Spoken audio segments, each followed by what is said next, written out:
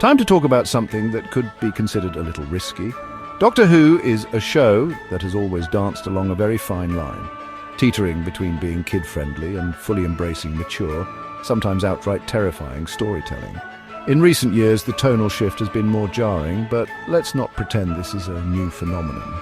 There's a long-standing tradition of darkness in Doctor Who, even if certain people, let's call them what they are, cultural gatekeepers with the critical thinking skills of a burnt toast, insist it's just a kids' show, nothing more, nothing deeper.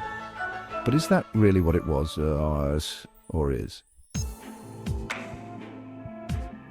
Welcome to the Snake Pit, where we're full of bile and venom. I'm your host, Snake Daemon, and today we're digging into the sanitized lie that Doctor Who was ever just for children, and why that myth is as warped as the timelines in a Chibnall script. Let's start at the beginning.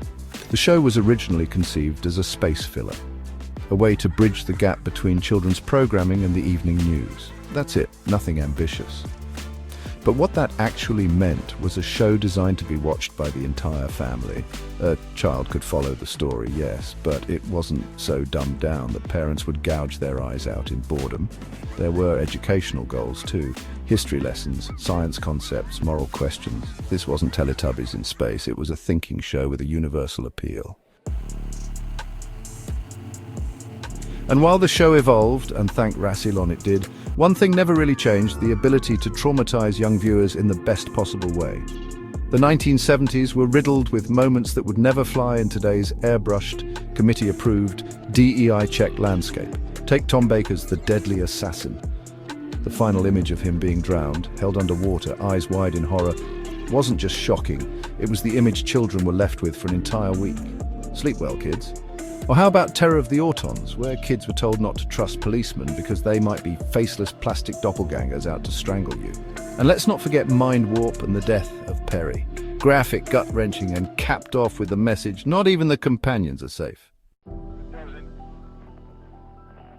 But it doesn't stop at disturbing cliffhangers. The entire Hinchcliffe Era, widely celebrated as one of the show's finest, was built on a foundation of horror, drenched in the atmosphere of Hammer horror. Inspired by the likes of Day of the Triffids, Frankenstein, and Jack the Ripper, this was horror television disguised as sci-fi and aimed at a family audience in the same way a haunted house is for everyone. It didn't coddle, it didn't care if you were 10 or 30, it just told gripping, sometimes grotesque stories. Fast forward to the Colin Baker years, and the moral greys get even darker. We had cannibalism, torture, stories inspired by video nasties, and of course the infamous moment when the Doctor literally tries to throttle his own companion in the twin dilemma. Again, children's show, really? Are these the hallmarks of a safe, cuddly program to park your toddler in front of? This is the problem I have when I hear smug YouTube commenters, Twitter commentators, or clueless journos casually declare that Doctor Who is just a show for kids. It's the same dismissive nonsense you hear from people who think anime is all bright colours and fart jokes. Yeah, tell that to Elfen Lied, which hits you in the face with nudity, gore, dismemberment, and a massacre within the first 10 minutes.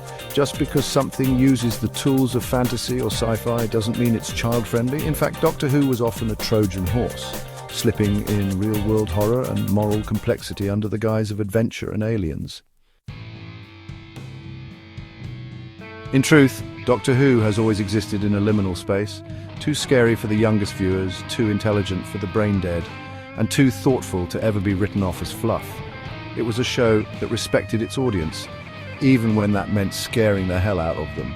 So next time someone tries to shut down a conversation with, but it's just for kids, remind them that this kids' show once ended a Saturday night with a drowning Time Lord, a dead companion, and a plastic arm strangling someone on live TV.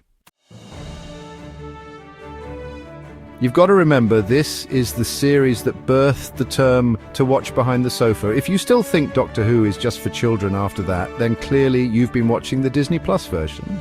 I'll be over here re-watching The Talons of Weng Chiang and remembering when the show had fangs. Thanks for dropping by the Snake Pit, where we thrive on untapped potential and lost opportunities. Don't forget to subscribe and hit that bell, like the video, and leave your opinions in the comments, where naturally I won't read them. Until next time, stay venomous.